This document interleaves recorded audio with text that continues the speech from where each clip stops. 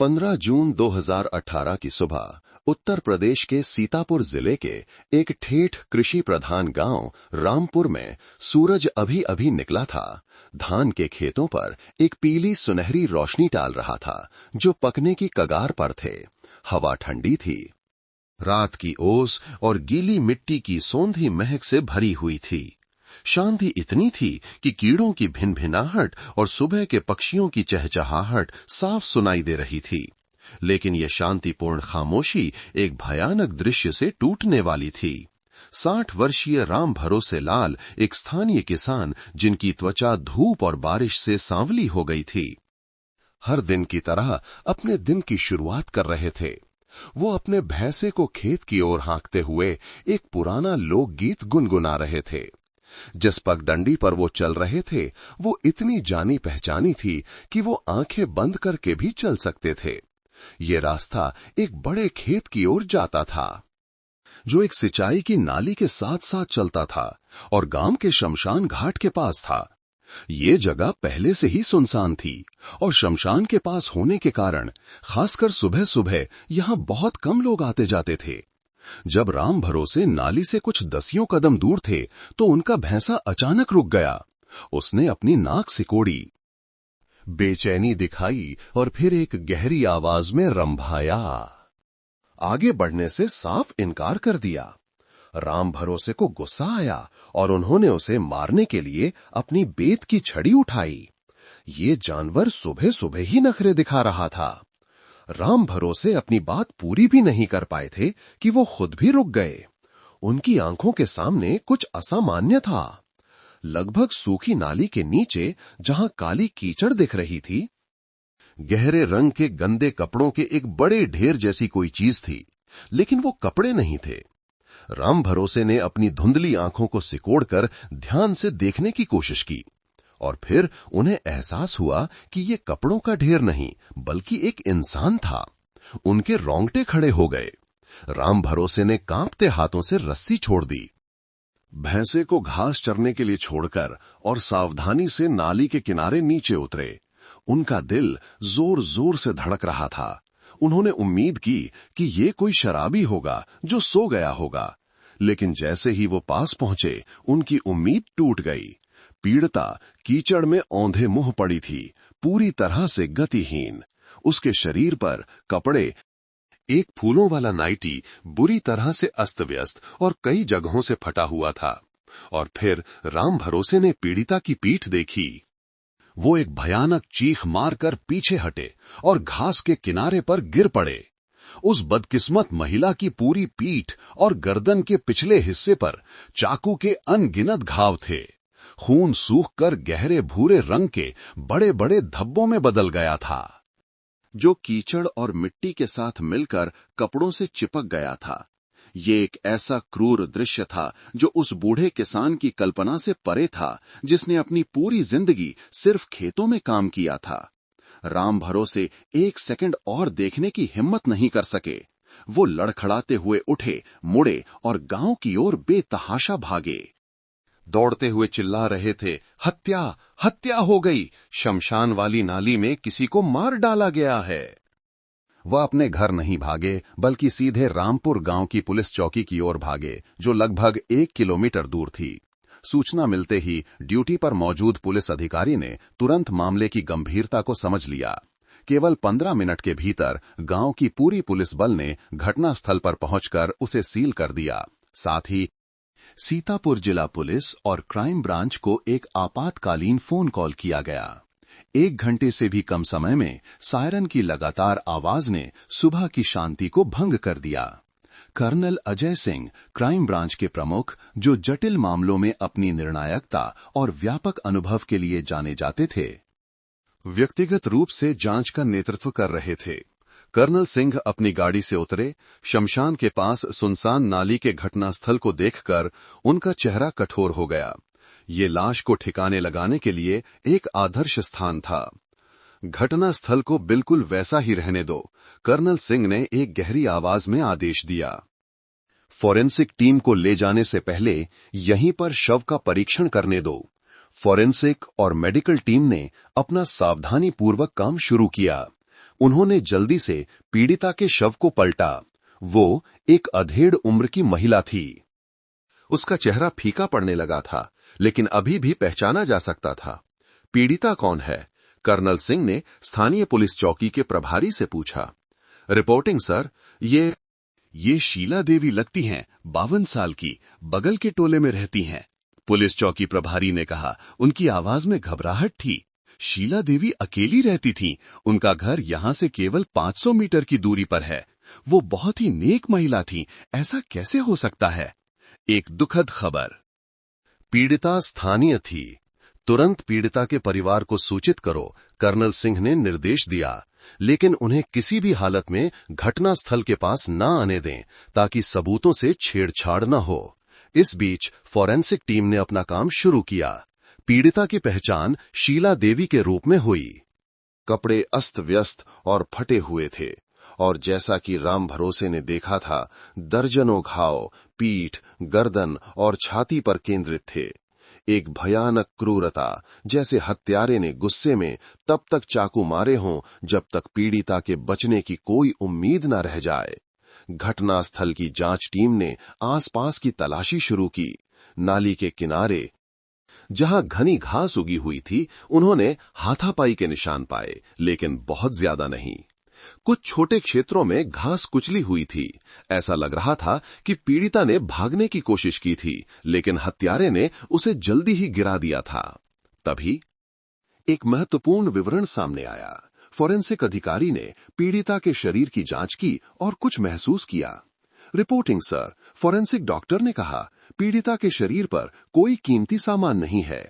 शीला देवी के कानों में, जहां वो आमतौर पर झुमके पहनती थीं, छोटे छोटे फटे हुए निशान थे, जिनसे अभी भी खून रिस रहा था। ये दर्शाता है कि सोने के झुमके उनके कानों से जोर से खींचे गए थे। बाएं हाथ की अनामिका उंगली, जहां अंगूठी का निशान था, वो भी खाली थी। सोने की अंगूठी गायब थी। पीड़िता की कमीज और पैंट की जेबों की त्वरित तलाशी पूरी तरह से खाली निकली। न कोई बटुआ, न कोई मोबाइल फोन। एक लूटपाट का मामला। ये पहला और सबसे स्पष्ट सिद्धांत सभी के दिमाग में आया। कर्नल सिंह ने अपनी भौहें सिकोड़ी। उन्होंने तुरंत सामाजिक संदर्भ को समझा। 2018 के मध्य में देश में सोने की कीमतें आसमान छू रही थीं, हर दिन लगातार बढ़ रही थीं। लूटपाट, विशेष रूप से सोने की लूट की घटनाएं कई जगहों पर बढ़ रही थीं। विशेष जांच दल का प्रारंभिक निष्कर्ष जल्दी ही बन गया। यह बहुत संभव है कि यह हत्या और लूट का एक विशेष रूप से गंभीर मामला था। हत्यारा एक नशेड़ी, जुआरी या एक पेशेवर चोर हो सकता है, जिसे शीला देवी की दिनचर्या के बारे में पता था। ये जानते हुए कि वो अकेली रहती हैं और सोना पहनती हैं, उसने घात लगाकर हमला किया जब वो सुबह जल्दी या देर रात इस सुनसान इलाके में निकलीं। उसने पीड़िता पर हमला किया, गला घोंटा या उसे बेहोश कर दिया। फिर सबूत मिटाने के लिए लगातार चाकू से वार किए और फिर बेरहमी से झुमके, अंगूठी, बटुआ और फोन लूट लिया। ये सिद्धांत घटनास्थल के साथ पूरी तरह से मेल खाता था।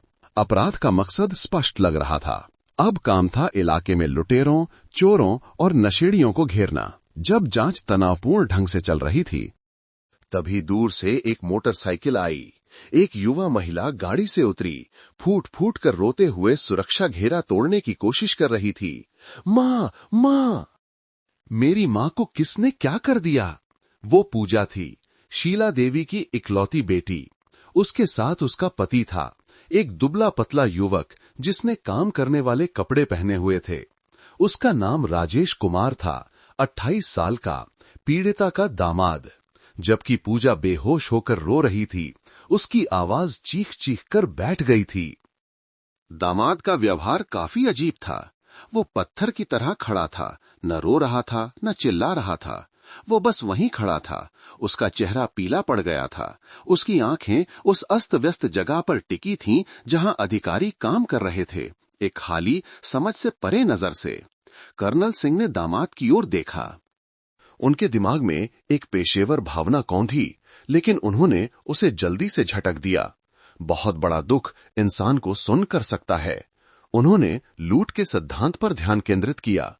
एक टीम को तुरंत पीड़िता के घर भेजो, जो यहां से 500 मीटर दूर है। कर्नल सिंह ने आदेश दिया, हमें रिश्तों के बारे में और जानकारी इकट्ठा करने की जरूरत है, ये जांचने की कि क्या घर में कुछ और गायब है, और जांच में मदद के लिए कोई डायरी या कागजात खोजने की। 3 जांचकर्ताओं और 2 फॉरेंसिक अधिकारियों की एक छोटी टीम तुरंत शीला देवी के छोटे से घर की ओर निकल पड़ी, जो एक संकरी गली में स्थित था। उन्हें इस बात का जरा भी अंदाजा नहीं था कि ये यात्रा, जो केवल जानकारी इकट्ठा करने के लिए लग रही थी, पूरे मामले को पलटने वाली थी। जबकि सूखी नाली के घटनास्थल की इंच इंच छानबीन की जा रही थी, inspector Rakesh Sharma, crime branch के डिप्टी हेड के नेतृत्व में एक टीम जल्दी से पीड़िता शीला देवी के घर पहुंची। घर लगभग 500 मीटर दूर था, एक शांत संकरी गली में छिपा हुआ। ये एक पक्का घर था जिसमें लाल खपरेल की छत, लोहे की बाड़ और एक छोटा सा आंगन था जिसमें गुलदाउदी के कुछ गमले लगे थे, जिससे पता चलता था कि मालिक एक व्यवस्थित और सावधान व्यक्ति था। पड़ोसियों और स्थानीय पुलिस से प्रारंभिक जानकारी से पता चला कि शीला देवी एक विधवा थीं, जिनके पति की बहुत पहले मृत्यु हो गई थी। वो इस घर में अकेली रहती थीं। उनके बच्चे यानी बेटी पूजा और दामाद राजेश कुमार बगल के गांव में रहते थे और कभी कभार ही मिलने आते थे। टीम यहां एक बहुत ही स्पष्ट उद्देश्य के साथ आई थी, पीड़िता के रिश्तों के बारे में जानकारी इकट्ठा करना, डायरी या कोई भी कागजात खोजना जो किसी भी संघर्ष का खुलासा कर सके। वे ये भी जांचना चाहते थे कि क्या घर में कोई और संपत्ति लूटी गई थी, ताकि लूट के सिद्धांत को मजबूत किया जा सके। लेकिन जिस क्षण उन्होंने गेट खोलकर अंदर कदम रखा, एक बेचैनी की भावना तुरंत पैदा हो गई। बाहर का लोहे का गेट सिर्फ भिड़ा हुआ था, बंद नहीं था। ये थोड़ा अजीब था, लेकिन हो सकता है कि शीला देवी जल्दी में बाहर निकली हों और भूल गई हों। हालांकि जब वे घर के दरवाजे तक पहुंचे तो इंस्पेक्टर शर्मा रुक गए। घर का मुख्य लकड़ी का दरवाजा भी बंद नहीं था, ये सिर्फ थोड़ा सा खुला था, इतना कि एक बिल्ली अंदर जा सके। एक 52 वर्षीय महिला के लिए जो अकेले रहती है और शमशान घाट के पास एक सुनसान इलाके में बिना दरवाजा बंद किए सोना या घर से बाहर जाना लगभग असंभव था। टीम पर एक तनावपूर्ण खामोशी छा गई। इंस्पेक्टर शर्मा ने 2 फॉरेंसिक अधिकारियों को इशारा किया। उन्होंने सावधानी से दस्ताने पहने और धीरे से दरवाजा खोला। अंदर का माहौल ठंडा और पूरी तरह से शांत था। लिविंग रूम बड़े करीने से सजाया गया था, जिसमें कोई गड़बड़ी के संकेत नहीं थे। सब कुछ व्यवस्थित और साफ था। लेकिन जैसे ही वे और अंदर गए, घर के एकमात्र बेडरूम की ओर सच्चाई सामने आने लगी। बेडरूम का दरवाजा भी बंद नहीं था और बाहर से ही जांचकर्ताओं को पता चल गया था कि वे सही जगह पर पहुंच गए हैं। ये एक सामान्य घर नहीं था। बेडरूम के अंदर सब कुछ अस्त व्यस्त था।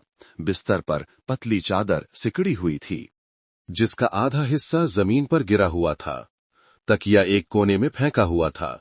लेकिन जिस चीज ने जांचकर्ताओं का सबसे ज्यादा ध्यान खींचा, वो बिस्तर के सामने लकड़ी की शेल्फ पर रखा पुराना टीवी था। टीवी की स्क्रीन काली थी, लेकिन लाल पावर इंडिकेटर लाइट अभी भी जल रही थी। टीवी स्टैंड बाय मोड में था। शीला देवी की हत्या नाली में हुई थी, तो रिमोट से टीवी किसने बंद किया? या जब अपराध हुआ तब वो टीवी देख रही थीं। एक फॉरेंसिक अधिकारी ने एक विशेष टॉर्च जलाई, जिससे टीवी के पीछे सफेद चूने की दीवार पर एक तेज रोशनी पड़ी और फिर सब कुछ सफेद दीवार पर दिखाई देने लगा। गहरे भूरे रंग के खून के सूखे हुए अनगिनत छींटे थे, लेकिन ये बहता हुआ खून नहीं था। ये पंखे की तरह फैले हुए पैटर्न में खून के छींटे थे। ये एक तेज धार वाले हथियार से हुए हमले का एक अकाट्य संकेत था। जब पीड़िता ने अपना हाथ बचाने के लिए उठाया होगा या जब हथियार को बहुत तेज बल से घुमाया गया होगा। जांचकर्ताओं ने एक साथ फर्श की टाइलों पर अपनी टॉर्च चमकाई। दृश्य और भी स्पष्ट था। खून हर जगह था। खून के छींटे लंबी लकीरों में थे और खून के छोटे छोटे धब्बे भी थे, जिन्हें जल्दबाजी में लापरवाही से पोंछने की कोशिश की गई थी, जिससे फर्श पर धुंधले धब्बे रह गए थे। ये रहा। इंस्पेक्टर शर्मा ने अपने दांत भींच लिए। उनकी आवाज कठोर हो गई। असली घटनास्थल यही है। पीड़िता की हत्या नाली में नहीं हुई थी। एक खोज जिसने पूरे मामले की दिशा बदल दी। शीला देवी की बेरहमी से हत्या उनके अपने बेडरूम में ही कर दी गई थी, शायद जब वो पिछली रात बिस्तर पर टीवी देख रही थीं। और फिर सबसे महत्वपूर्ण सबूत मिला, खून के एक धुंधले धब्बे के बीच में, बेडरूम से मुख्य दरवाजे तक जाने वाले रास्ते के ठीक बीच में एक जूते का निशान छपा हुआ था। ये नंगे पैर का निशान नहीं था, नहीं चप्पल का। ये एक पुरुष के जूते के सोल का निशान था जिसमें गहरी धारियां थीं। जूते का निशान खून से सना था और उसकी दिशा बहुत स्पष्ट थी। बेडरूम के अंदर से सीधे मुख्य दरवाजे की ओर फोरेंसिक अधिकारी ने तुरंत माप लेना शुरू कर दिया। रिपोर्टिंग सर, ये एक पुरुष का जूता है, साइज लगभग 41 से 42 है। इस जूते ने खून के धब्बे पर कदम रखा, फिर बाहर चला गया। हत्यारे ने इसे पोंछने की कोशिश की है, लेकिन पूरी तरह से साफ नहीं कर सका। ये जानकारी तुरंत कर्नल अजय सिंह को दी गई, जो अभी भी नाली के पास घटनास्थल पर थे। रिपोर्ट सुनकर अनुभवी कमांडर एक पल के लिए स्तब्ध रह गए, फिर वो तुरंत सब कुछ समझ गए। एक छोटी मोटी लूट, एक नशेड़ी द्वारा किए गए अपराध का पूरा सिद्धांत पूरी तरह से ढह गया था। ये मामला एक यादृच्छिक संपत्ति अपराध नहीं था, ये एक पूर्व नियोजित हत्या थी। हत्यारा शीला देवी के घर आसानी से घुस गया था। ये दर्शाता है कि वह एक परिचित था जिसे उन्होंने दरवाजा खोला था, या उसने पहले से चाबी तैयार रखी थी। उसने बेडरूम में ही शीला देवी पर हमला किया और उन्हें मार डाला। अपराध करने के बाद हत्यारा शांत था या बेहद क्रूर था। उसने एक निखुंद गुमराह करने वाली योजना को अंजाम दिया। उसने पीड़िता का सारा सोना चांदी लूट लिया, बटुआ और फोन ले लिया। इसका उद्देश्य संपत्ति का मूल्य नहीं था, बल्कि सोने की बढ़ती कीमतों के संदर्भ का लाभ उठाते हुए लूट का एक झूठा दृश्य बनाना था। इसके बाद उसने किसी वाहन का इस्तेमाल किया, शायद एक ठेला या ट्रॉली, ताकि शीला देवी के शव को रात में 500 मीटर दूर सुनसान शमशान घाट तक ले जा सके। उसने शव को सूखी नाली में फेंक दिया, जानबूझकर झूठे संघर्ष के निशान बनाए और फिर आराम से गायब हो गया।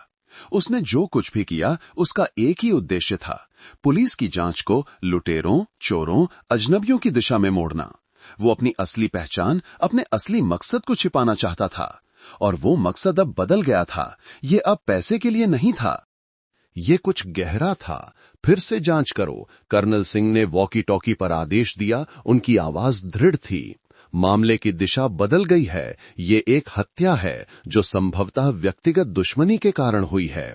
हत्यारा पीड़िता का परिचित है, इलाके को अच्छी तरह से जानता है और उसके मन में अत्यधिक घृणा है। जूते का साइज 41-42 है। शीला देवी के साथ मतभेद रखने वाले सभी पुरुषों पर ध्यान केंद्रित करो, किसी को भी मत छोड़ो। जांच अब एक ऐसे जहाज की तरह थी जिसने अचानक एक विशाल, अनिश्चित समुद्र से, जहां वो छोटे मोटे लुटेरों की तलाश कर रहा था, एक संकरे और गहरे पानी में तेज मोड़ ले लिया था। व्यक्तिगत रिश्ते, दबे हुए संघर्ष, और इसी छोटे से गांव में दफन रहस्य। हत्यारा कोई अजनबी भूत नहीं था, वो बहुत संभवतः यहीं कहीं पास में था। जिला फोरेंसिक विज्ञान प्रयोगशाला में शव परीक्षण की विस्तृत रिपोर्ट आई, और इसने केवल विशेष जांच दल के गुस्से को और बढ़ा दिया। चिकित्सा विज्ञान की ठंडी रिपोर्ट ने एक भयावह तस्वीर पेश की कि शीला देवी को क्या सहना पड़ा था। मौत का कारण अत्यधिक खून बहने और हृदय की विफलता के रूप में पुष्टि की गई थी।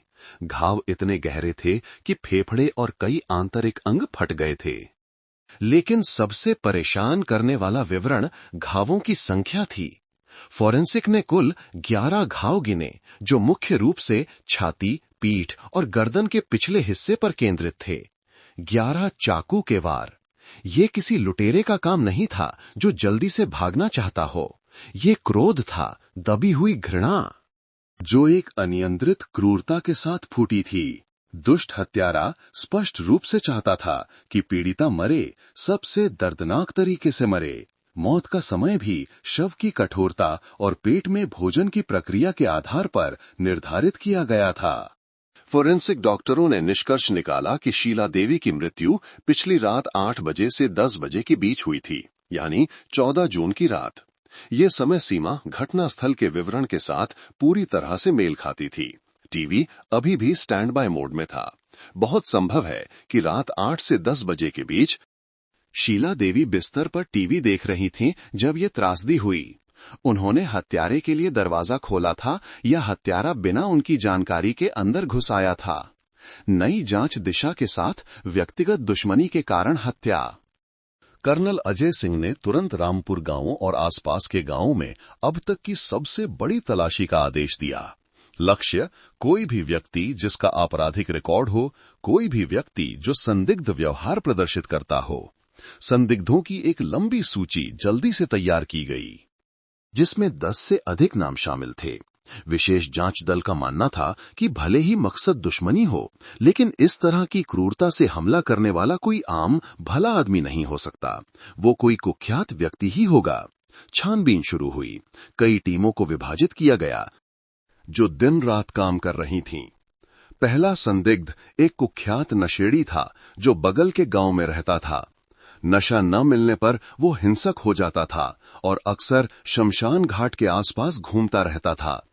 हालांकि केवल 1 घंटे की जांच के बाद जासूसों ने राहत की सांस ली। ये आदमी हत्यारा नहीं हो सकता था। उसे 2 हफ्ते पहले ही पकड़कर अनिवार्य नशा मुक्ति केंद्र में भेज दिया गया था। दूसरा संदिग्ध एक युवक था जिसका चोरी का आपराधिक रिकॉर्ड था और वो हाल ही में जेल से छूटा था। वो बिना किसी काम के आवारा घूमता था। जब उसे पूछताछ के लिए बुलाया गया तो वो गोलमोल जवाब देने लगा और डरा हुआ लग रहा था, लेकिन संदेह जल्दी ही दूर हो गया। उसके फिंगरप्रिंट्स घटनास्थल पर मिले किसी भी निशान से मेल नहीं खाते थे और सबसे महत्वपूर्ण बात, उसके जूते का साइज 39 था, जो शीला देवी के घर में मिले खून से सने 41-42 साइज के जूते के निशान से बिल्कुल अलग था। तीसरा संदिग्ध एक जुआरी था जो भारी कर्ज में डूबा हुआ था। इस आदमी के पास मकसद था। बहुत संभव है कि वो शीला देवी से पैसे उधार लेने आया हो। मना करने पर उसने हमला कर दिया हो। जासूसों ने तुरंत बगल के गांव में एक अवैध जुए के अड्डे पर छापा मारा और उसे गिरफ्तार कर लिया, लेकिन एक बार फिर उन्हें निराशा हाथ लगी। दर्जनों अन्य जुआरियों और अड्डे के मालिक ने गवाही दी, इस बात की पुष्टि करते हुए कि 14 जून की पूरी शाम 7 बजे से अगली सुबह 2 बजे तक ये आदमी जुए की मेज से एक पल के लिए भी नहीं हटा था। उसके पास एक अकाट्य सबूत था। तलाशी जारी रही। 10 से अधिक संदिग्धों, जिनमें कुत्ते चोर, आवारा युवक और झगड़ालू शराबी शामिल थे, को बारी बारी से पूछताछ के लिए बुलाया गया। दर्जनों पूछताछ हुई। दर्जनों बयान दर्ज किए गए, लेकिन अंतिम परिणाम एक बड़ा शून्य था। उनमें से कोई भी शामिल नहीं था। सभी के पास स्पष्ट सबूत थे। कई दिन बीत गए। विशेष जांच दल का शुरुआती उत्साह ठंडा पड़ने लगा, जिसकी जगह एक भारी थकावट और दबाव ने ले ली। जांचकर्ताओं ने पूरे रामपुर गांव को छान मारा था, लेकिन कुछ नहीं मिला। मामला आधिकारिक तौर पर एक गतिरोध पर पहुंच गया। विशेष जांच दल के बैठक कक्ष में खामोशी दम घोंटने वाली थी। सफेद बोर्ड पर मामले का जाट बना हुआ था, लेकिन सभी दिशाओं की ओर इशारा करने वाले तीर एक बंद गली में जा रहे थे। हत्यारा हवा में गायब हो गया लगता था। वो किसी भी आपराधिक समूह से संबंधित नहीं था। वो नशेड़ी नहीं था, जुआरी नहीं था और नहीं चोर था। वो एक भूत था, और उस भूत ने जो एकमात्र सुराग छोड़ा था, जो एकमात्र चीज उसे अपराध से जोड़ती थी, वो एक रहस्यमय खून से सना जूते का निशान था। साइज 41। वो जूते का निशान एक चुनौती की तरह था। हत्यारे द्वारा जांच दल को भेजा गया एक मजाक। कर्नल सिंह चुपचाप जूते के निशान की तस्वीर को घूरते रहे। उनके माथे पर शिकन थी। अगर इस जूते के निशान के मालिक को नहीं ढूंढा गया तो ये मामला हमेशा के लिए अंधेरे में डूबा रहेगा। मामले को लगभग 1 सप्ताह बीत चुका था। विशेष जांच दल पर निराशा छाई हुई थी। जिला पुलिस मुख्यालय का बैठक कक्ष, जहां कर्नल अजय सिंह और उनकी टीम लगभग 24/7 तैनात थी, एक तनावपूर्ण खामोशी में डूबा हुआ था। सफेद बोर्ड पर मिटाए गए निशानों की भरमार थी। 10 से अधिक सबसे कुख्यात अपराधियों की जांच की जा चुकी थी और सभी निर्दोष पाए गए थे। खून से सना 41 साइज का जूते का निशान अभी भी एक अनसुलझा अकेला रहस्य बना हुआ था, एक चुनौती जिसका कोई जवाब नहीं था। रामपुर गांव पर मातम का माहौल छाया हुआ था। शीला देवी का अंतिम संस्कार उसी घर में किया गया जहां उनकी हत्या हुई थी। अगरबत्ती की तेज गंध मातम के धुन और लगातार रोने की आवाजों में घुल मिल गई थी। गांव के लोग सभी हैरान और डरे हुए थे।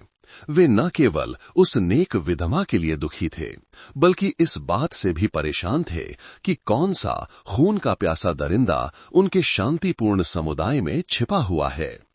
अंतिम संस्कार के बीच में पूजा, पीड़िता की इकलौती बेटी, रोते रोते बेहोश हो गई। वो निराशा में अपनी मां का नाम पुकार रही थी। उसका शरीर ढीला पड़ गया था और रिश्तेदारों को लगातार उसे सहारा देना पड़ रहा था।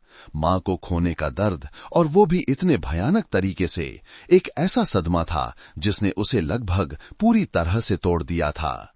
जो कोई भी उस दृश्य को देखता, उसकी आंखों में आंसू आ जाते। लेकिन उस शोकाकुल भीड़ में एक व्यक्ति पूरी तरह से अलग थलग लग रहा था। राजेश कुमार, 28 साल का, पीड़िता का दामाद, पूजा का पति। जबकि उसकी पत्नी बेहोश होकर रो रही थी, जबकि रिश्तेदार और गांव वाले सभी सिसक रहे थे। राजेश का व्यवहार बेहद अजीब था। वो रोया नहीं, एक आंसू भी नहीं, वो चिल्लाया भी नहीं, न ही कोई दर्द दिखाया। इसके बजाय वो चुपचाप आंगन के एक कोने में मालाओं के ढेर के पास बैठा रहा। उसकी आंखें शून्य में टिकी थीं, जैसे उसकी आत्मा कहीं और उड़ गई हो। वो मेहमानों से मिलने में व्यस्त नहीं था, न ही अंतिम संस्कार के कामों में भाग ले रहा था। जैसा कि एक दामाद परिवार में बचे एकमात्र पुरुष मुखिया की भूमिका होती है, वो बस वहीं बैठा रहा, चुपचाप, सामान्य दुख से पूरी तरह अलग। ये असामान्यता अनुभवी आपराधिक जासूसों की नजरों से नहीं बच सकी। कर्नल सिंह, जो कई बार घटनास्थल पर निर्देशन और अवलोकन के लिए मौजूद थे, ने भी इस दामाद पर ध्यान दिया था। शुरू में वो भी अन्य जांचकर्ताओं की तरह सोचते थे कि शायद सदमे के कारण वो सुन्न हो गया है, अपनी भावनाओं को व्यक्त करने में असमर्थ है। ये एक सामान्य मनोवैज्ञानिक प्रतिक्रिया है, लेकिन ये भाव शून्यता बहुत लंबे खिंच रही थी। नाली के घटनास्थल से लेकर अंतिम संस्कार के कई दिनों तक वो एक ही लंग लुंग और रंजरंग चेहरे के साथ बना रहा। जब जांचकर्ताओं ने उसे एक कोने में बयान लेने के लिए बुलाया, एक रिश्तेदार के रूप में, राजेश ने भी केवल रूखे और संक्षिप्त उत्तर दिए। उस रात तुम कहां थे? घर पर। क्या तुमने हाल ही में अपनी सास में कुछ अजीब देखा था? नहीं। क्या उनका किसी से कोई झगड़ा था? पता नहीं। सभी उत्तर इतने संक्षिप्त और भावहीन थे। जांच की प्रगति के बारे में कोई जिज्ञासा नहीं। अपनी सास की हत्या करने वाले अपराधी के प्रति कोई गुस्सा नहीं, जांच का गतिरोध। और राजेश कुमार के असामान्य और समझ से परे रवैये ने कर्नल सिंह को फिर से सोचने पर मजबूर कर दिया। बाहर की ओर किए गए सभी प्रयास विफल हो गए थे। क्या ऐसा हो सकता है कि अपराधी कोई चोर या नशेड़ी नहीं था? क्या ऐसा हो सकता है कि हत्यारा अंदर ही था? दामाद पर ध्यान केंद्रित करो। कर्नल सिंह ने एक विशेष जासूस टीम को आदेश दिया, लेकिन सीधे संपर्क मत करो, वो पहले से ही सतर्क है। एक चक्कर लगाकर सुनो। एक नई, शांत और अधिक सूक्ष्म जांच योजना शुरू की गई। सबसे अनुभवी जासूसों को रामपुर गांव में भेजा गया। उन्होंने वर्दी नहीं पहनी। उन्होंने दूसरे गांव से अंतिम संस्कार में आए लोगों, गांव के नुक्कड़ पर चाय की दुकान पर चाय पीने वाले लोगों, बाजार जाने वाले लोगों का वेश धारण किया। उनका केवल एक ही काम था, सुनना। पड़ोसियों, रिश्तेदारों की कानाफूसी चर्चाओं को सुनना, क्योंकि पारिवारिक त्रासदियों में सच्चाई अक्सर पुलिस फाइलों में नहीं, बल्कि पड़ोसियों के मुंह में होती है। और जासूसों को ज्यादा समय नहीं लगा। शीला देवी के घर की गली के सामने एक छोटी सी चाय की दुकान पर एक जासूस ने राहगीर बनकर एक कप चाय का ऑर्डर दिया। उसने सिगरेट जलाई और आह भरते हुए कहा, बेचारी शीला देवी, सुना है बहुत नेक और अच्छी थीं। फिर उनके साथ इतनी भयानक घटना कैसे हो गई? शांति काकी, दुकान की मालकिन, जो पीड़िता की हम उम्र थी, ने होंठ सिकोड़कर कहा, नेक तो थीं, लेकिन जबान की बहुत कड़वी थीं, खासकर अपने दामाद के लिए। जासूस तुरंत सतर्क हो गया, लेकिन उसने एक जिज्ञासु और उदासीन भाव बनाए रखा। उनके दामाद के साथ क्या हुआ? काकी, शांति काकी को जैसे अपनी बात कहने का मौका मिल गया। उन्होंने चारों ओर देखा, फिर प्लास्टिक की कुर्सी को पास खींचकर अपनी आवाज धीमी करते हुए कहा, ये उनके घर का मामला है, लेकिन इस मोहल्ले में कौन नहीं जानता। शीला देवी ने पूरी जिंदगी दुख झेला, पति जल्दी मर गया, अकेले ही अपनी बेटी पूजा को पाला पोसा। पूजा सुंदर, गोरी और लंबी है। शीला देवी उसे बहुत प्यार करती थीं। वो बस चाहती थीं कि पूजा की शादी किसी अमीर घर में हो, ताकि उनका भी मान बढ़े। तो क्या राजेश अमीर नहीं दिखता? जासूस ने पूछा। अरे बेटा, शांति काकी ने मुंह बिचकाया, अमीरी तो दूर, गरीबी ने जकड़ रखा है। राजेश बगल के गांव का एक मिस्त्री है। स्वभाव से तो वो भी भला और मेहनती है, लेकिन गरीबी उसकी किस्मत में लिखी है। जब पूजा ने राजेश से शादी करने की जिद की, तो शीला देवी ने बहुत विरोध किया। उन्होंने राजेश को निकम्मा कहा। सिर्फ एक मामूली मिस्त्री जो अपनी पत्नी और बच्चों का पेट नहीं पाल सकता, लेकिन पूजा उससे प्यार कर बैठी थी, इसलिए उन्हें मन मारकर शादी के लिए हां करनी पड़ी। जासूस चुपचाप हर विवरण को याद कर रहा था। पहला मकसद, सास दामाद को नीचा देखती थी, लेकिन शांति काकी ने अभी तक पूरी बात नहीं बताई थी। वो जासूस के कान के और पास झुक गईं। लेकिन गरीबी को कोसना तो एक बहुत बड़ा राज बता रही हूं। लेकिन गरीबी को कोसना तो एक हिस्सा था, असली वजह ये थी कि उनकी शादी को 2 साल हो गए थे और उनका कोई बच्चा नहीं था। ओह, बच्चे की बात है। नहीं, ये सामान्य बच्चे की बात नहीं है। शांति काकी ने बीच में ही टोक दिया। शीला देवी ने किसी तांत्रिक को दिखाया और फिर दोनों पति पत्नी को डॉक्टर के पास ले गईं। तब उन्हें पता चला कि समस्या पूजा में नहीं बल्कि राजेश में है। डॉक्टर ने कहा कि उसके शुक्राणुओं में कमी है, उसे बच्चा होने में बहुत मुश्किल होगी। एक कीमती सुराग। न केवल गरीबी के लिए तिरस्कार, बल्कि सम्मान, पुरुषत्व पर भी हमला। जासूस ने सिगरेट का एक लंबा कश लिया, अपनी आंखों में सदमे को छिपाने की कोशिश करते हुए। उसने पूछा, तो शीला देवी ने ये जानकर क्या किया? उस दिन से शांति काकी ने अफसोस भरे लहजे में कहा, शीला देवी जैसे बदल ही गईं। वो यहां चाय पीने आती और बिना किसी शर्म के जोर जोर से कहती। वो सीधे कहती, राजेश पहले से ही निकम्मा और गरीब है और अब नपुंसक भी है। सच में एक बेकार आदमी है। मेरी पूजा अगर उसे छोड़ दे तो बड़े बड़े अमीर लाइन लगाकर खड़े हो जाएंगे। कड़वे शब्द। जासूस को भी अपने सीने में एक चुभन महसूस हुई। शांति काकी ने आगे कहा, जैसे ये बात उन्हें सबसे ज्यादा परेशान कर रही हो। और वो सिर्फ कहती नहीं थी बेटा, वो सच में ऐसा कर रही थीं। हाल ही में वो खुलेआम पूजा को तलाक लेने के लिए उकसा रही थीं और अपनी बेटी के लिए दूसरा रिश्ता भी ढूंढ रही थीं। बगल के गांव में एक रमेश नाम का लड़का है, 30 साल का, बहुत अमीर है, बिल्डिंग मटेरियल का व्यापारी है। वो लड़का पूजा को बहुत पहले से पसंद करता था, बस पूजा के तलाक का इंतजार कर रहा था ताकि वो तुरंत शादी कर ले। शीला देवी ने मुझसे कहा, मुझे अपनी बेटी की जिंदगी बचानी है। मैं उसे उस नपुंसक के साथ पूरी जवानी बर्बाद नहीं करने दे सकती। एक बिजली की लहर जासूस के शरीर में दौड़ गई। ये रहा, ये अब कोई अफवाह नहीं थी, ये मकसद था, दिन के उजाले की तरह साफ, एक हत्या का मकसद। राजेश कुमार को न केवल उसकी सास द्वारा तिरस्कृत किया गया था, उसके सम्मान को न केवल ठेस पहुंचाई गई थी, बल्कि वो अपनी पत्नी को खोने के खतरे में था। शीला देवी सिर्फ कह नहीं रही थीं, वो सक्रिय रूप से उसके परिवार को तोड़ने की कोशिश कर रही थीं। उसकी पत्नी को एक अमीर आदमी के हाथों में धकेल रही थीं। एक आदमी के लिए, खासकर एक शांत, कम बोलने वाले आदमी के लिए, अपमान और बेइज्जती का दबा हुआ गुस्सा, साथ में अपने सबसे प्यारे इंसान को खोने का डर, ये एक टाइम बॉम्ब की तरह था। और ऐसा लगता है कि वो बम 14 जून की रात को फट गया। जासूस ने जल्दी से चाय के पैसे दिए और दुकान से निकल गया। उसने तुरंत कर्नल अजय सिंह को एक आपातकालीन फोन कॉल किया। Reporting sir. मकसद मिल गया है। मकसद बहुत स्पष्ट है। हत्यारा कोई बाहरी नहीं है, वो दामाद राजेश कुमार ही है। विशेष जांच दल के बैठक कक्ष में दम घोटने वाली खामोशी टूट गई। कर्नल सिंह उछलकर खड़े हो गए, मेज पर हाथ पटकते हुए। राजेश कुमार, उन्होंने जोर से कहा, जूते का साइज 41, मिस्त्री है। अक्सर सुरक्षा जूते पहनता है। सास द्वारा नपुंसक और निकम्मा कहकर अपमानित करना और बेटी को तलाक के लिए मजबूर करना, ये मकसद पूरी तरह से मेल खाता है। गतिरोध टूट गया था। जो भूत हवा में गायब हो गया था, अब उसका एक चेहरा था, एक नाम था। पूरी जांच की दिशा अब एक भाले की तरह सीधे उस तहज़ो चेहरे वाले दामाद राजेश कुमार पर थी। अब सवाल ये नहीं था कि कौन, बल्कि कैसे। उन्हें भौतिक सबूत चाहिए थे। उन्हें उसे जूते के निशान और 11 क्रूर चाकू के वारों से जोड़ने वाली कड़ी को खोजना था।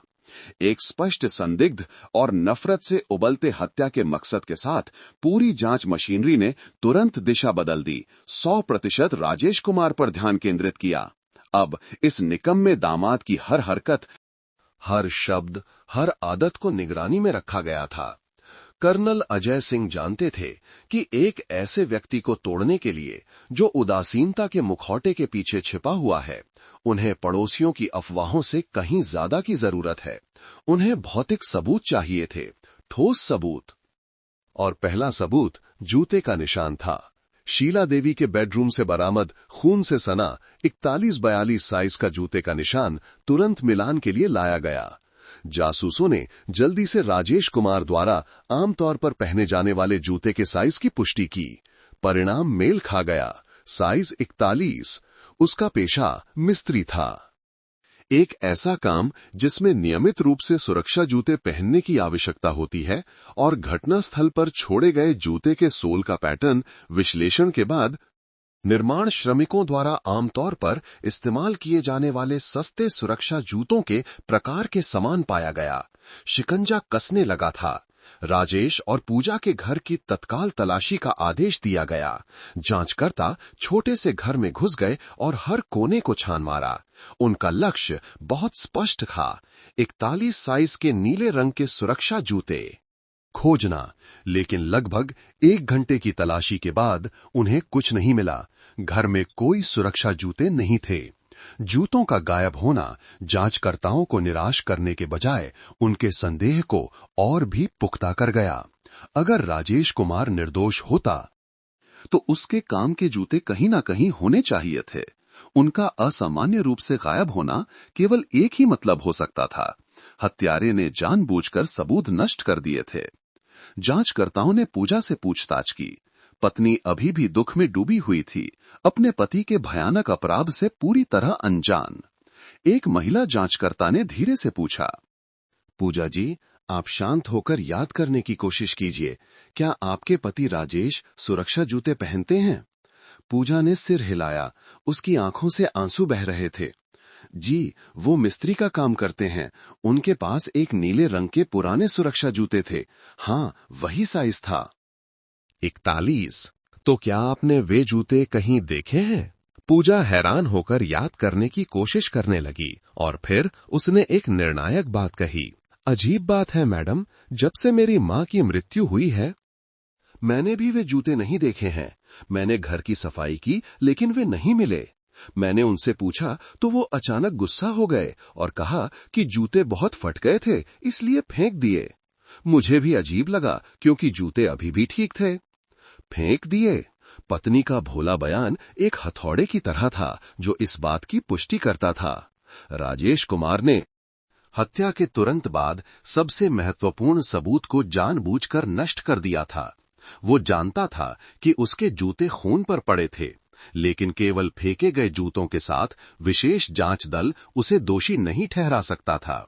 उन्हें कुछ और ठोस चाहिए था, कुछ ऐसा जिसे वो नष्ट नहीं कर सकता था। जांच दल शीला देवी के घर वापस लौटा, जहां से सारी त्रासदी शुरू हुई थी। वे बेडरूम के बीच में खड़े थे जहां से जूते का निशान लिया गया था, और फिर मुख्य दरवाजे की ओर देखा। एक बड़ा सवाल उठा, हत्यारे ने शीला देवी के शव को घर से कैसे बाहर निकाला? शीला देवी एक अधेड़ उम्र की महिला थीं, बहुत भारी नहीं, लेकिन हल्की भी नहीं। एक शव को रात में 500 मीटर पैदल शमशान घाट तक ले जाना एक बहुत ही कठिन और आसानी से पकड़े जाने वाला काम था। दुष्ट हत्यारे ने किसी सहायक साधन का इस्तेमाल किया होगा। इंस्पेक्टर राकेश शर्मा की नजर आंगन के कोने पर पड़ी, जहां एक पुराना ठेला खड़ा था, जिसे शीला देवी अक्सर बाजार में सब्जियां ले जाने के लिए इस्तेमाल करती थीं। ठेला चुपचाप पड़ा था, साफ सुथरा लग रहा था, जैसे कभी इस्तेमाल ही ना हुआ हो। क्या यह हो सकता है? इंस्पेक्टर शर्मा ने इशारा किया। फोरेंसिक टीम तुरंत ठेले के पास पहुंची। उन्होंने हर कोने में टॉर्च की रोशनी डाली। लोहे के ठेले की सतह साफ लग रही थी, जैसे हाल ही में पहुंची गई हो, लेकिन हत्यारा चाहे कितनी भी योजना बना ले, वो जांच के पेशेवर तरीकों को नहीं हरा सकता था। एक फोरेंसिक अधिकारी ने ठेले पर बिछी पुरानी प्लास्टिक की तिरपाल को उठाया और तिरपाल के नीचे सच्चाई सामने आ गई। खून के सूखे हुए अनगिनत धब्बे थे।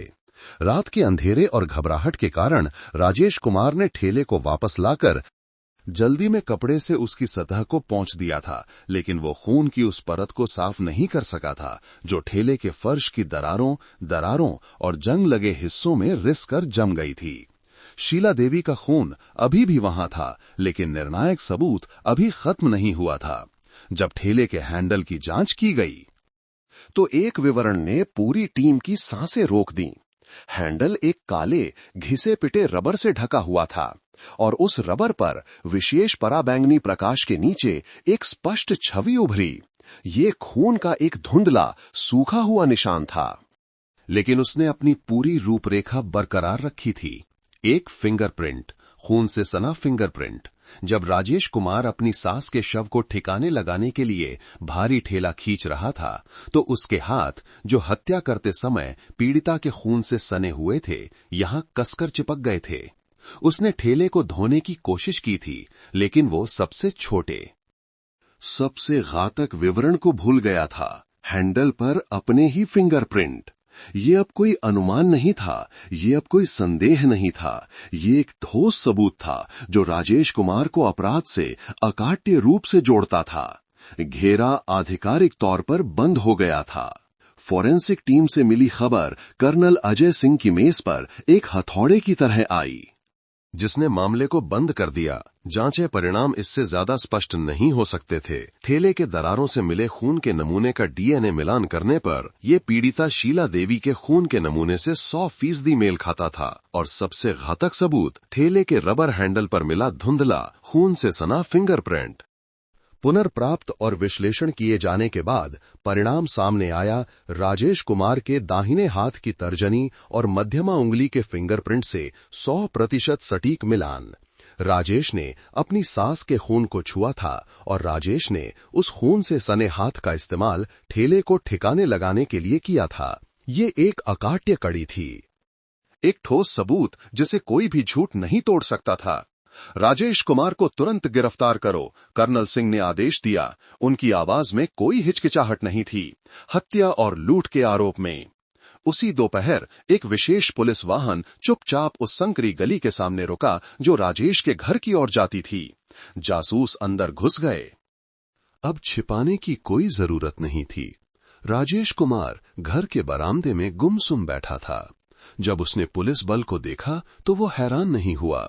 ऐसा लगा जैसे वो जानता था कि ये दिन आएगा। वो था भावहीन चेहरा जिसे उसने पिछले 1 हफ्ते से बनाए रखने की कोशिश की थी। अब उस पर एक छिपा न सकने वाला डर झलक रहा था।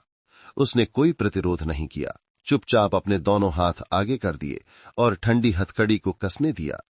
पूजा, उसकी पत्नी, अपने पति को गिरफ्तार होते देख समझ नहीं पा रही थी कि क्या हो रहा है। वो चीखती चिल्लाती हुई बाहर आई, पूछ रही थी कि वे उसके पति को क्यों गिरफ्तार कर रहे हैं, लेकिन कोई उसे जवाब नहीं दे सकता था। इस समय जिला पुलिस के पूछताछ कक्ष में खामोशी दम घोटने वाली थी। सफेद रोशनी सीधे राजेश कुमार के थके हुए चेहरे पर पड़ रही थी। वो वहां बैठा था, सिर झुकाए। उसके हथकड़ी लगे दोनों हाथ आपस में कसकर कांप रहे थे। उसके सामने कर्नल सिंह और एक अनुभवी जांचकर्ता बैठे थे। उन्होंने न तो डांटा न ही धमकाया। वे जानते थे कि इस तरह के पारिवारिक हत्या के अपराधी के लिए अंदर से टूटना सबसे महत्वपूर्ण होता है। तुम्हारे पास कहने के लिए कुछ और है? कर्नल सिंह ने गहरी आवाज में पूछा। राजेश कुमार ने सिर हिलाया, अभी भी चुप था। उसने अंत तक चुप रहने का फैसला किया था, ये मानते हुए कि जब तक वो कबूल नहीं करेगा, कोई उसका कुछ नहीं कर सकता। तुम अभी भी सोचते हो कि तुम निर्दोष हो, है ना? कर्नल सिंह ने आगे कहा। तुम सोचते हो कि जूते फेंक देना काफी था। तुम सोचते हो कि ठेला साफ करने से किसी को पता नहीं चलेगा। राजेश चौंक गया। उसने अपना सिर उठाया। उसे उम्मीद नहीं थी कि पुलिस को जूतों के बारे में भी पता होगा। जांचकर्ता ने घटनास्थल पर मिले खून से सने जूते के निशान की तस्वीर मेज पर रखी। साइज 41। सुरक्षा जूते। तुम्हारी पत्नी पूजा ने पुष्टि की है कि तुम्हारे पास बिल्कुल वैसे ही एक जोड़ी थी और वो उसकी मां की हत्या की रात के बाद से गायब है। राजेश की सांसें तेज होने लगीं। जांचकर्ता ने ठेले पर मिले खून के नमूने की जांच रिपोर्ट मेज पर रखी। शीला देवी का खून। उनके ही ठेले पर, जिस ठेले का इस्तेमाल तुमने उनके शव को 500 मीटर दूर नाली तक ले जाने के लिए किया था। मैं नहीं जानता। किसी और ने उसका इस्तेमाल किया होगा। राजेश हकलाने लगा। उसका झूठ कमजोर पड़ गया। किसी और ने? कर्नल सिंह ने बीच में ही टोक दिया। उनकी आवाज कठोर हो गई। तो क्या किसी और के फिंगरप्रिंट भी बिल्कुल तुम्हारे जैसे हैं? और फिर कर्नल सिंह ने अंतिम रिपोर्ट, फिंगरप्रिंट जांच रिपोर्ट, राजेश कुमार के सामने रख दी। ठेले के हैंडल पर शीला देवी के खून से सना फिंगरप्रिंट तुम्हारे फिंगरप्रिंट से 100% मेल खाता है राजेश कुमार। अब समझाओ। ये अंतिम प्रहार था। राजेश कुमार 100% सटीक मिलान शब्दों को घूरता रहा। उसे अपनी आंखों पर विश्वास नहीं हो रहा था। फिंगरप्रिंट? उसने ठेला धोया था। उसने सावधानी से अपने हाथ धोए थे, लेकिन उसे ये उम्मीद नहीं थी कि हैंडल पर खून का एक धुंधला निशान उसे फंसा देगा। एक लंबी खामोशी छा गई और फिर वो मजबूत रक्षात्मक दीवार, जिसे उसने पिछले एक हफ्ते से अपनी तह अतः शक्ल से बनाने की कोशिश की थी, ढह गई। निकम्मा दामाद मेज पर सिर रखकर गिर पड़ा। उसके कंधे कांप रहे थे। एक दबी हुई सिसकी, आधी गुस्से की आधी डर की, उसके सीने से निकली। मैं उन्हें मारना नहीं चाहता था।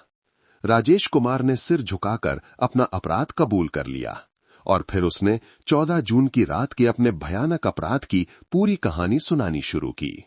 उसकी आवाज रूखी थी, जिसमें सिसकियां मिली हुई थीं। उसने बताया कि उस रात शाम के खाने के बाद वो बहुत निराश महसूस कर रहा था। ये बात कि उसके शुक्राणुओं में कमी थी और उसे बच्चा होने में मुश्किल थी, उसकी सास को पता चल गई थी। शीला देवी में न केवल उसे ताने मारे, बल्कि लगातार उसकी पत्नी को फोन करके उसे पति को छोड़ने के लिए उकसाया। उस रात उसने अपनी सास के घर जाने का फैसला किया। उसका कोई बुरा इरादा नहीं था। वो बस उनके पैरों में गिरकर उनसे भीख मांगना चाहता था। उनसे अपने पति पत्नी के मामले में दखल न देने की भीख मांगना चाहता था। उनसे एक मौका देने की भीख मांगना चाहता था। वो इलाज कराने की कोशिश करेगा। जब वो वहां पहुंचा तो रात के लगभग 9 बज चुके थे। शीला देवी के घर का गेट सिर्फ भिड़ा हुआ था। उसने गेट खोला और अंदर कदम रखा। उन्हें आवाज देने ही वाला था, लेकिन जब वो बेडरूम की खिड़की के पास पहुंचा तो उसने शीला देवी को फोन पर बात करते हुए सुना। उसने बहुत स्पष्ट रूप से सुना, क्योंकि वो बहुत जोर से गुस्से में बोल रही थीं और उसे एहसास हुआ कि वो उसकी पत्नी पूजा से बात कर रही थीं। शीला देवी के शब्द उसके दिल और सम्मान में चाकू की तरह चुभ रहे थे। उसने शीला देवी को फोन पर कहते सुना, तू उस आदमी के लिए और क्यों तरस रही है? मां की बात सुन, उस निकम्मे नपुंसक को छोड़ दे। वो न केवल गरीब है, बल्कि एक बेकार आदमी है जो बच्चा भी पैदा नहीं कर सकता। तू उसके साथ रहेगी तो पूरी जिंदगी दुख भोगेगी। उसका दिल जैसे रुक गया। वो खिड़की के बाहर जम गया और फिर उसने शीला देवी को आगे कहते सुना। उनकी आवाज में उत्साह था, मां की बात मान, तलाक ले ले। बगल के गांव का रमेश अमीर है। वो बिल्डिंग मटेरियल का व्यापारी है, वो तेरा इंतजार कर रहा है, वो तुझे बहुत पहले से पसंद करता है, बस तू हाँ कर दे, वो तुझसे तुरंत शादी कर लेगा और तुझे रानी बनाकर रखेगा। तू बेवकूफ है जो उस नपुंसक मिस्त्री के साथ अपनी जिंदगी बर्बाद कर रही है। निकम्मा, नपुंसक, बेकार आदमी, ये शब्द और ये तथ्य कि उसकी सास खुलेआम उसकी पत्नी को दूसरे आदमी के पास धकेल रही थी, आखिरी तिनका साबित हुआ। लंबे समय से दबा हुआ गुस्सा, अपमान, हीन भावना, पत्नी को खोने का डर, सब एक पल में फट गया। उसने अपना आपा खो दिया। वो अब राजेश कुमार नहीं था, वो शांत, कम बोलने वाला मिस्त्री नहीं था, वो एक कोने में धकेला हुआ जानवर था। उसने बताया कि उसे याद नहीं कि वो क्या कर रहा था। वो सीधे घर में घुस गया, पिछले दरवाजे से रसोई में गया। उसने एक तेज फल काटने वाला चाकू देखा, उसने उसे पकड़ लिया। इस समय शीला देवी ने फोन काट दिया था। उन्होंने आवाज सुनी।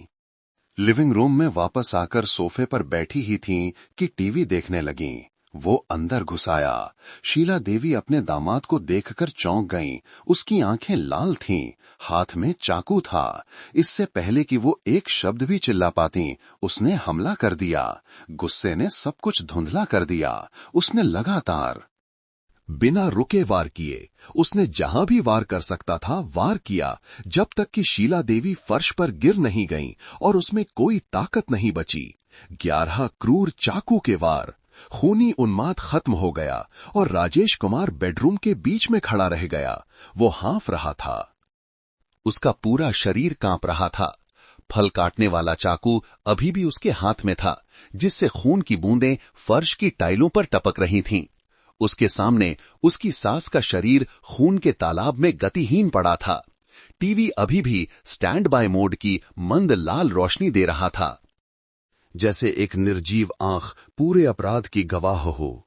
कमरे की जानलेवा खामोशी ने उसे उसके पागलपन से बाहर निकाला। उसकी सांसें तेज हो गईं। उसने ये क्या कर दिया? उसने एक हत्या कर दी थी। उसने अपनी पत्नी की मां की हत्या कर दी थी। एक अत्यधिक ठंडा डर उसकी रीढ़ में दौड़ गया। उसे पकड़ लिया जाएगा, उसे अपनी जान देनी होगी। पूजा की छवि, जिस पत्नी से वो प्यार करता था, जब उसे पता चलेगा कि वही हत्यारा है तो वो टूट जाएगी। नहीं, वो ऐसा नहीं होने दे सकता। उस जीवन मृत्यु के क्षण में उस निकम्मे मिस्त्री का दिमाग एक डरावनी ठंडी गणना के साथ काम करने लगा। उसे इस अपराध को छिपाना था। उसे एक और कहानी बनानी थी। उसने चारों ओर देखा, खून, सुराग और लाश। उसे क्या करना था?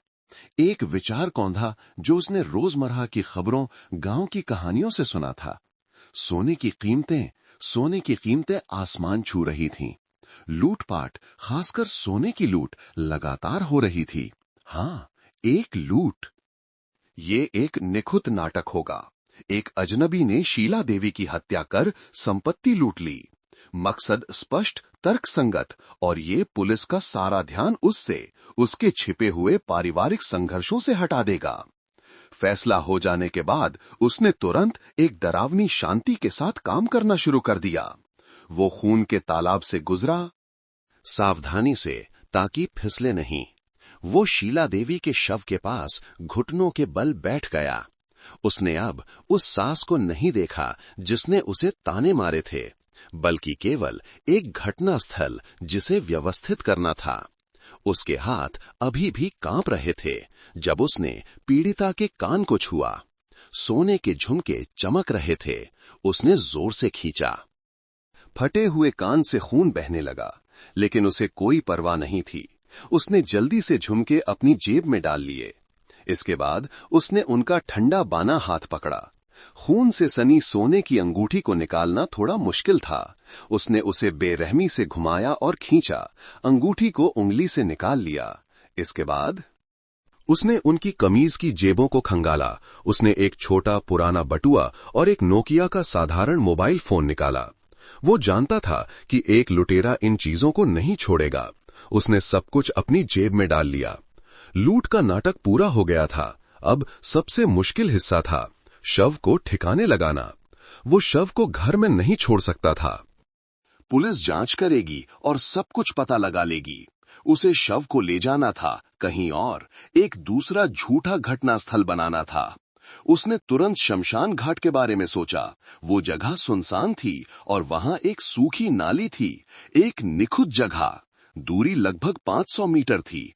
वो उसे उठाकर नहीं ले जा सकता था। उसकी नजर बाहर आंगन में गई। ठेला? जिस ठेले का इस्तेमाल शीला देवी सामान ढोने के लिए करती थीं, वो एक निखुत उपकरण होगा। वो आंगन में भागा, ठेले को मुख्य दरवाजे के पास खींच लाया। लोहे के पहियों की आवाज रात में चरमराहट कर रही थी, लेकिन उसका ध्यान उस पर नहीं था। वो कमरे में वापस गया। ये सबसे भयानक हिस्सा था।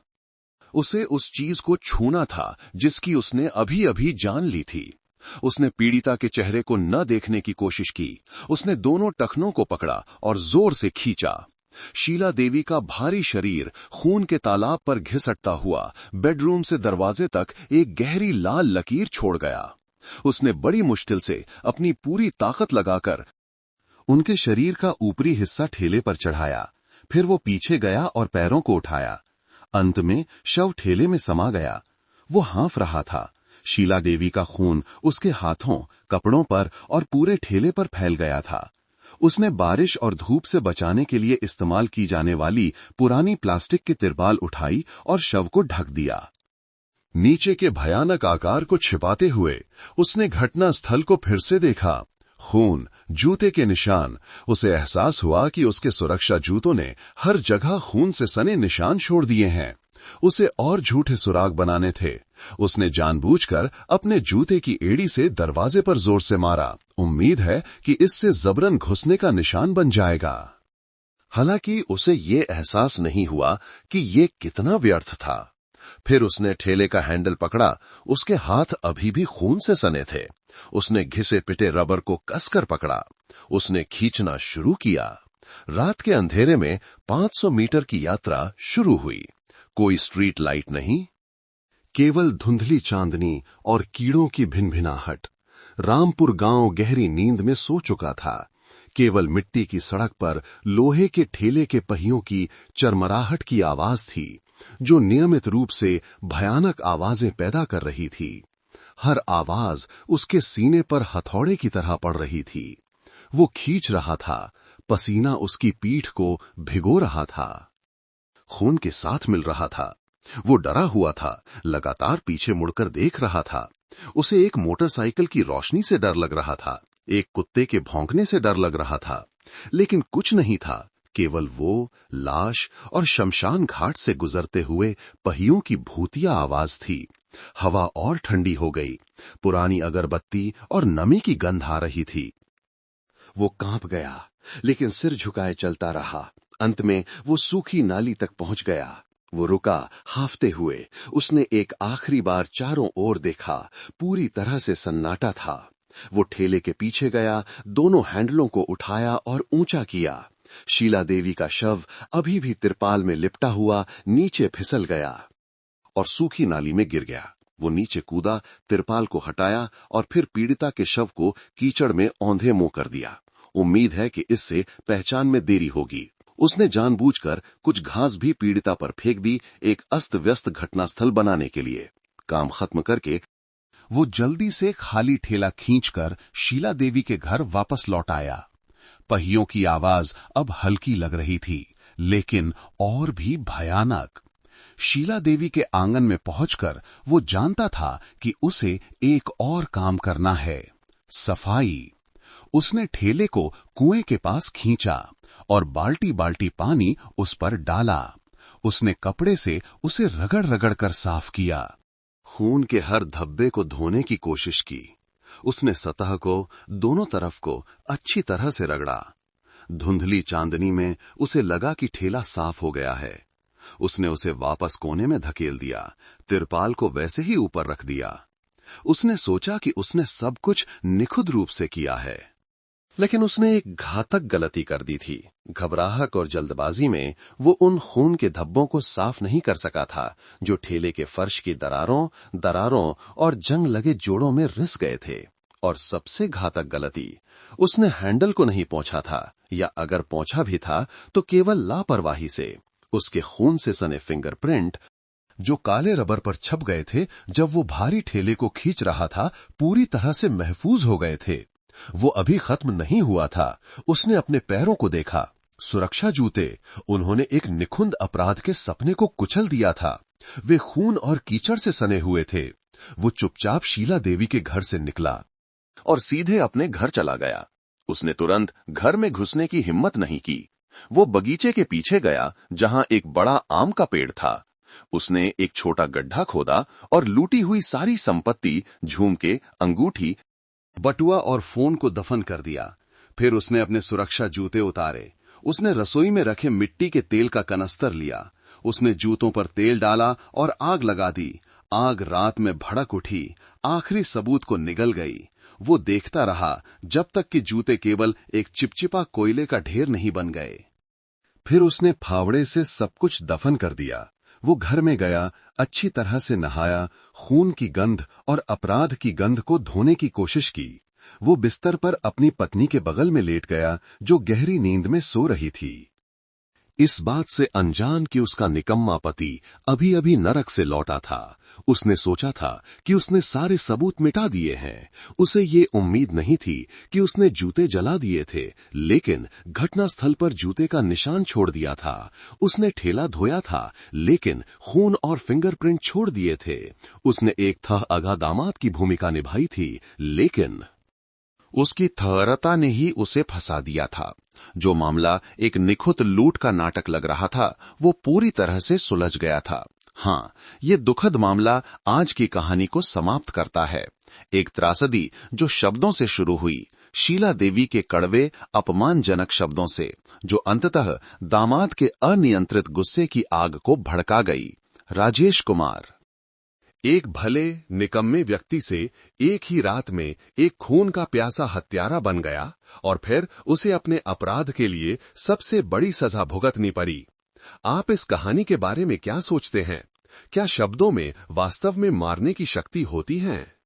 और दबा हुआ गुस्सा और अपमान एक सामान्य इंसान को कितना भयानक शैतान बना सकता है? अपने विचार नीचे कमेंट सेक्शन में छोड़ें।